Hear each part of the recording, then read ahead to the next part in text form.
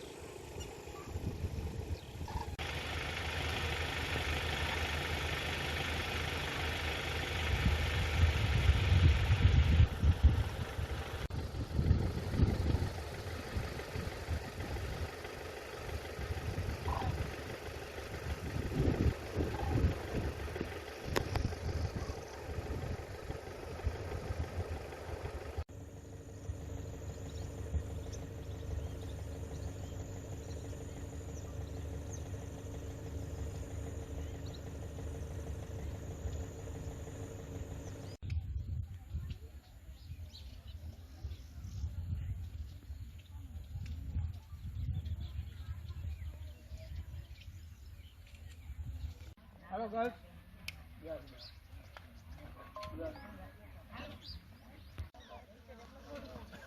નહીં, જો single line કરી અને આપણે બધા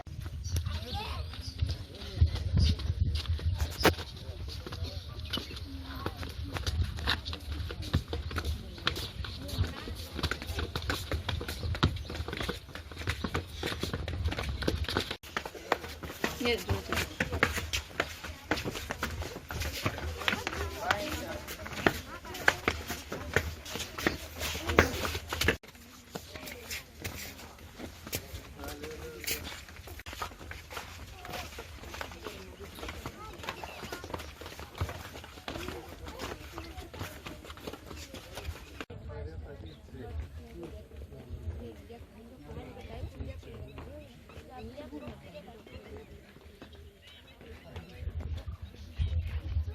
તમને આ પીળું ઈ પીળી ચાંચ ડોક એટલે કે પેન્ટેસ્ટોક છે. પીળી ચાંચ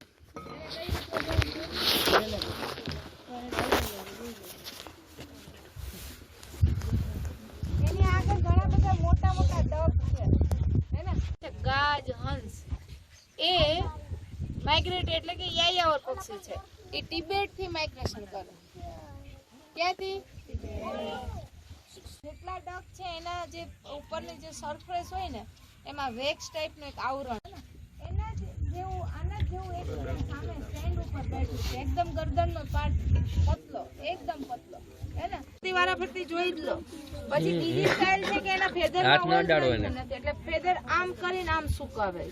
એ તમને મળશે હમણાં બતાવશું કે ભાઈ એટલે આ બે સ્ટાઇલ ને લીધે એને રજનીકાંત કે શું. સર્પગ્રીવ એટલે કે એને સ્નેક બર્ડ બી કે. જ્યારે પાણીમાં જતો હોય ત્યારે ગરદનનો હિસ્સો બહાર હોય એટલે તમને એવું લાગે કે સાપ જાય છે, પાણીની અંદર સાપ જાય છે એવું લાગે. 300 થી પણ વધારે. એનું કારણ છે કે અહીંયા 8 ઇકોસિસ્ટમ છે. ઇકોસિસ્ટમ એટલે કે નિવસન તંત્ર, જ્યાં એનું રહેઠાણ હોય, એનું ડાયવર્સિટી પણ વધારે હોય અને જૈવિક વિવિધતા. બરાબર? જો નીકળું બહાર એ પકડશે ને તો પછી હવામાં છોડીને પછી કેચ કરશે. પેલી પણ છે ને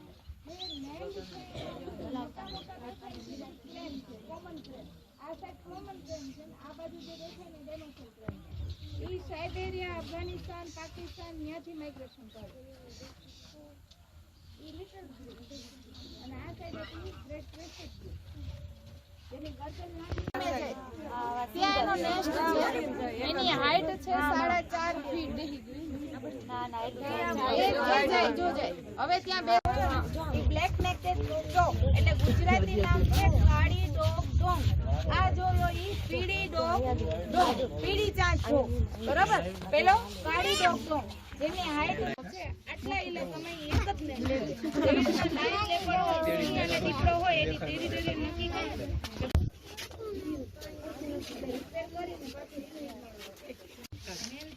પછી એના બચ્ચા 2 કે 3 જગ્યા તો જોઈએ. અને જ્યારે બચ્ચા મોટા એટલે કોમન ટ્રેન અને ડેમોશન ટ્રેન એટલે કરકરે. અહીંયા 2 ટાઈપના હોય. અત્યારે આ બાજુ પર આની ડુક્કી એને અહીંયા છે ને હાથી દાંત કેવા હોય એવા અહીંયા 2 ડોટ હોય. पाणिया अर्चना है।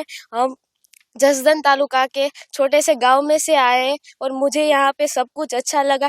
मैंने यहाँ पर कितने सारे पक्षी देखे और यहाँ से 300 से ज़्यादा और पक्षी थे और यहाँ पे हम सारे पक्षियों को पास से देख सकते हैं और जो नहीं देख से उसको हम दूरबीन से भी देख सकते हैं। यहाँ पर कितनी सारी प्रकृति की चीज़ें जो हमने कभी नहीं देखी होती है वो हम पास से भी देख सकते हैं। और यहाँ पे ये उतनी कितनी सारी चीज़ें हैं जो हमें विदेश से भी पक्षी आते हैं और हम उसे देख सकते हैं। केजड़िया दूसरी जगह से क्यों अलग है, आप क्या मान रहे हैं? मैं मान रही हूँ कि यहाँ पर विदेश से और देश विदेश के पक्षी यहाँ पर हमें देखने को मिलते हैं और उसकी जानकारी हमें पता होनी चाहिए। मेरा नाम दक्षा वगाशिया है। मैं खिजड़िया बर्ड सेंचुरी में रेंज फॉरेस्ट ऑफिसर तरीके के पोस्टेड हूँ। आज हम खिजड़िया बर्ड सेंचुरी की बात करें तो Khijadiya bird sanctuary last year बहुत सारे टूरिस्ट ने विजिट की थी। उसका मेन रीजन है यहाँ पे 8 टाइप के इकोसिस्टम, और 8 टाइप के इकोसिस्टम के हिसाब से यहाँ पे बहुत सारे बर्ड्स आते हैं। और विंटर के दौरान जो माइग्रेटरी बर्ड्स है वो बहुत सारे आते हैं, क्योंकि जो सेंट्रल एशियन फ्लाईवे है वो मिडल में पड़ता है, इसलिए उसके हिसाब से 4 मंथ जो माइग्रेटरी बर्ड्स हैं यहाँ हमारे खिजड़िया बर्ड सेंचुरी के गेस्ट बनते हैं। यहाँ पे डिफरेंट टाइप के बर्ड्स मिलेंगे, मतलब कि डक की वेराइटी है, पोचार्ड की वेराइटी है, स्ट्रोक की वेराइटी है, किंगफिशर के बहुत सारे बर्ड्स है। तो जो टूरिस्ट आते हैं उसको बहुत नजदीक से आराम से देखने को मिलता है। खिजड़िया बर्ड सेंचुरी की बात करें तो यहाँ पे सनराइज और सनसेट बेस्ट है, उसके साथ जो बर्ड्स की मूवमेंट है वो भी बहुत अच्छे से देखने को मिलती है। खिजड़िया में देखा जाए तो 300 से भी ज्यादा बर्ड्स की वेराइटी यहाँ पे मिलती है। तो जिसको जो बर्ड्स इम्पोर्टेंट है, जिसको जो बर्ड्स वॉचिंग करना है ये देख सकते हैं। और उसके साथ साथ यहाँ पे वाइल्ड लाइफ भी बहुत है, तो वो भी यहाँ पे देख सकते हैं। पिछले साल करीबन कितने लोगों ने यहाँ के लास्ट ईयर की बात करें तो करीबन 50,000 से भी अप यहाँ पे टूरिस्ट ने विजिट की है। और एवरी ईयर ये जो टूरिस्ट है उसमें ज्यादा बढ़ रहे हैं।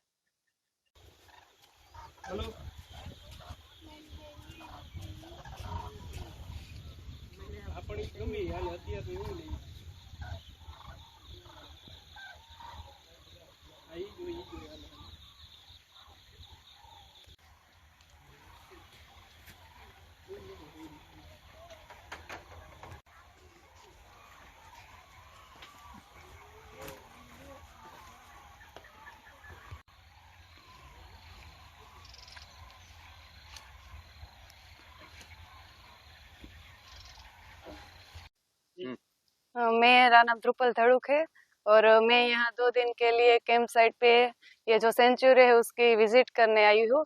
यहाँ पे टोटल 8 इकोसिस्टम है, ऐसा उस मैम ने बताया है। उसमें वेटलैंड इकोसिस्टम है, ग्रासलैंड है, फॉरेस्ट इकोसिस्टम है, then after the island ecosystem है। यहाँ पे डिफरेंट बर्ड स्पीसीज है, उसमें से कई ज्यादा स्पीसीज है वो अलग अलग डिफरेंट कंट्रीज उससे ट्रैवल करके यहाँ पे माइग्रेटरी बर्ड्स आए हैं। उसके अलावा यहाँ पे रेप्टेलियन स्पीसीज है, उसके बारे में भी मैम ने हमें बहुत ज्यादा इंट्रोडक्शन दिया और उसकी हमें जानकारी दी। उसके लिए हम उसका आभार मानते हैं। Thank you. खिजड़िया पक्षी अभयारण्य यहाँ पर ज्यादातर पक्षी देखे जाते हैं, और यहाँ का वातावरण आपको कैसा लगा, क्या कहना? यहाँ पे 300 से ज्यादा स्पीसीज ऑफ बर्ड्स है, उसमें से कहीं ज्यादा स्पीसीज है वो आउट ऑफ कंट्री से ट्रैवल करके यहाँ आई है। हमने यहाँ से नजदीक से उसका बिहेवियर है वो नोटिस किया, उसकी फीडिंग बिहेवियर, ब्रीडिंग बिहेवियर और उसके नेस्ट वो हमने वो जो दूरबीन है उससे क्लोज से देखा है, और उसका बिहेवियर और उसकी पेरेंटिंग जो केयर है वो भी हमने देखी है। और यहाँ की जो नेचर है वो बहुत अच्छा है, यहाँ पे हमें प्रकृति से खूब नजदीक से देखने को मिली है।